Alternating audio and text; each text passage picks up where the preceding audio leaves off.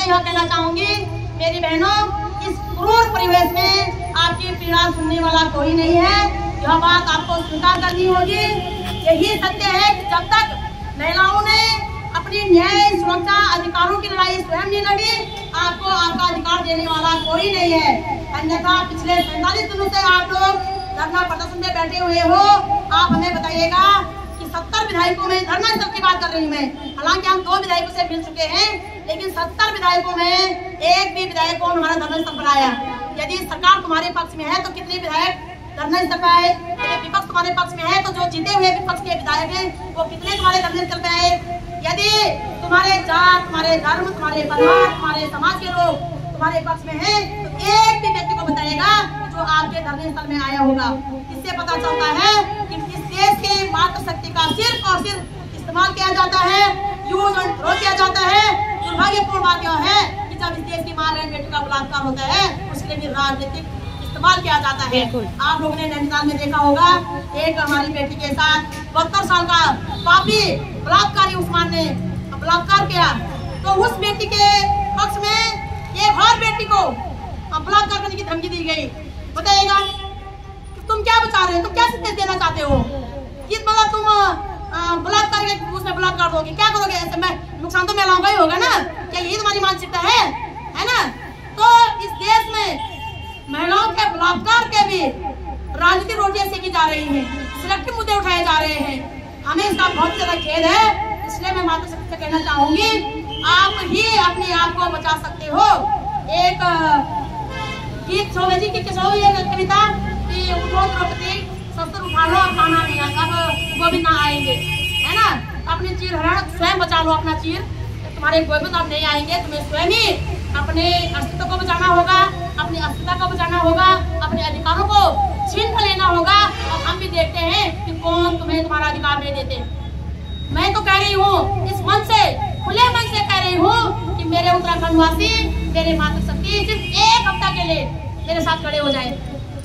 हम प्रत्येक पद कदों से काम न करने वालों को सड़क पर घसीट कर लाएंगे और उनको उनकी जिम्मेदारी तय कराएंगे, उनको मजबूर कर देंगे जनता के काम करने के लिए। लेकिन दुर्भाग्य देखिएगा कि हमारे लोगों को लगता है कि हमारा काम सिर्फ वोट देना है, हमारा काम सिर्फ उनके ऊपर फूल माला बनाना है। किस बात की फूल माला बनाए? हमने वो क्या कारगिल का युद्ध जीत के आए हैं क्या वो चाइना का युद्ध जीत के आए हैं? क्या वो गोल्ड मेडल लेके आए हैं? क्या हम अपने नेताओं को किस बात की फूल माला पहनाए? क्या किया हमारे नेताओं ने? यदि किया होता तो हमें पिछले 45 दिन तक इस धरने स्थल पर बैठना पड़ता। दुर्भाग्य देखेगा कि मुझे सूत्रों के हवाले से और अपने शासन प्रशासन के रवैये को देख करके पता चला है कि शासन प्रशासन जो है हमारे गरीब पीड़ित सीपी एजेंटों के खिलाफत में केस करने वाले थे। वो तो हम इस केस में घुस गए, हम इस मामले में घुस गए कि हमने उनसे पूछा कि सीपी की बात भी छोड़ेगा, डकैत की बात भी छोड़ेगा, आप बताइएगा कि आपकी इस डकैतों के मामले में आपकी क्या भूमिका है? आपने परमिशन क्यों दिया? आपने मॉनिटरिंग क्यों नहीं की? आपके नाक के नीचे इतना भारी भरकम घोटाला कैसे हो गया? तब जाकर उनको आकर ठिकाने आए। ये गलती तो सीपी की नहीं थी, गलती तो हमारी थी। हमने परमिशन नहीं देना था, हमने मॉनिटरिंग करनी थी, हमने भागने नहीं देना था।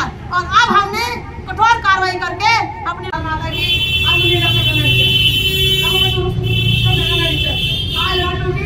भ्रष्टाचारी नेताओं से लड़ना, चाहे वो गाय घंटे में लाते को पड़ो, तभी हमसे माता ऐसा नहीं मिलेगा।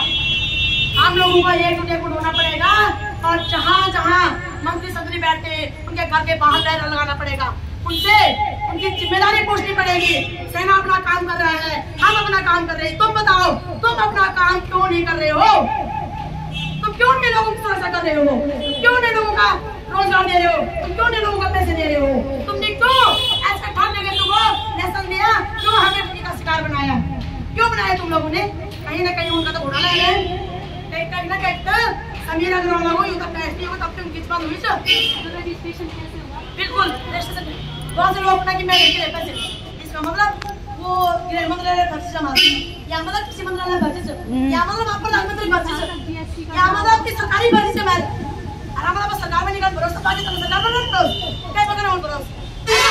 तो ये कोई भी गलतफहमी ना पाले, चाहे वो भाजपा के लोग हो, पद में बैठे हुए लोग हो, कोई भी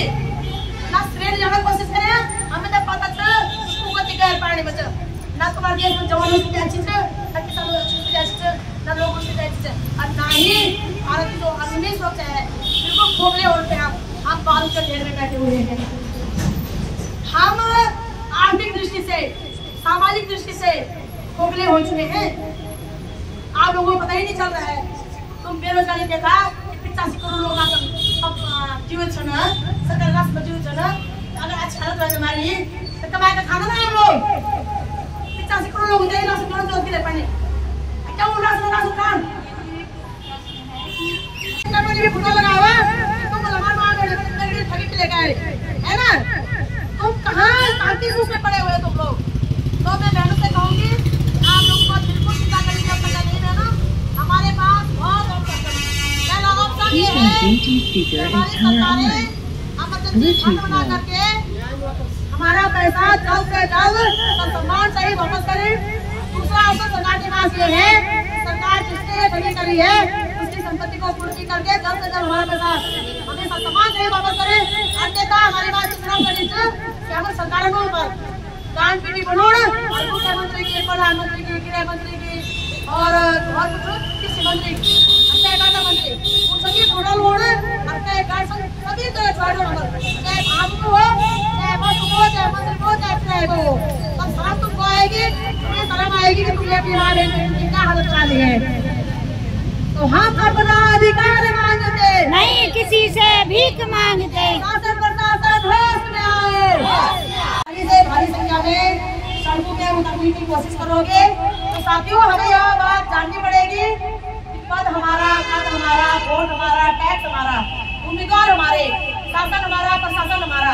यदि हमारे लोग हमारे लिए काम नहीं करेंगे तो उन्हें पद तक छोड़ने पड़ेगा। ये तो बिल्कुल है भाई, संविधान में लिखा हुआ है कि जनता द्वारा चुनी गई सरकार यदि जनता के अनुरूप काम नहीं करती है तो वो जनता की मुजरिम है और मुजरिमों का फिर जो जगह है वो जेलों में होती भाई, पद तो भी नहीं होती है।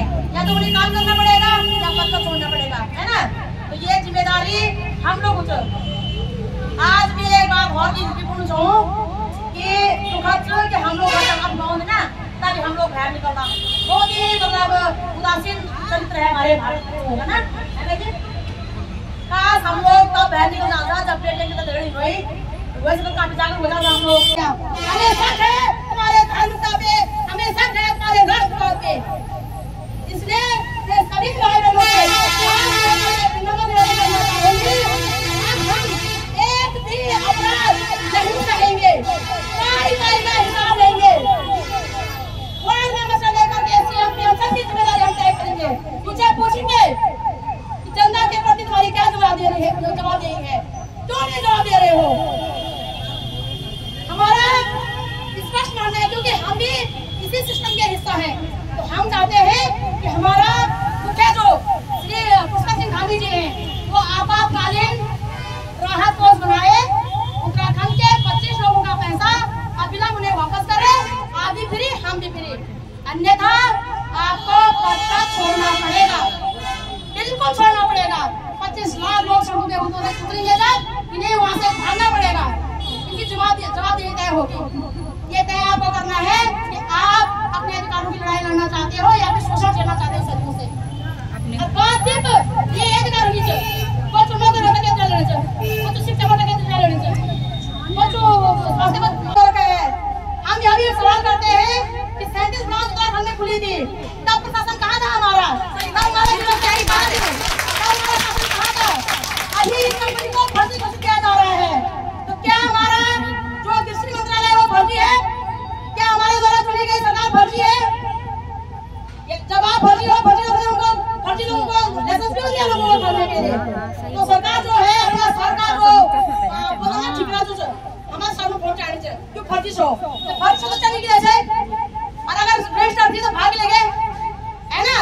तो मैं चाहती हूँ शासन प्रशासन में बैठे लोग जनता को वोट बनाना, बेवकूफ बनाना, गुमराह करना और जनता का शोषण करना टोटल ही बंद करे। कम से कम नारी ग्राम कायर है, आप उन डकैतों तक पहुंच नहीं पा रहे हैं, डर रहे हैं उन डकैतों को पकड़ने के लिए। या तो आप मूर्ख और अनपढ़ हैं, आपको पता नहीं चल रहा है कि आपके नाक के नीचे आपके सरकार के तले क्या हो रहा है, या आप लापरवाह हैं, आपको कोई फर्क नहीं पड़ता कि आपकी जनता मरे बचे वो डकैती हो, ठगी हो या उनके साथ आए दिन 4-4 साल की बच्ची का साथ बलात्कार हो रहा है।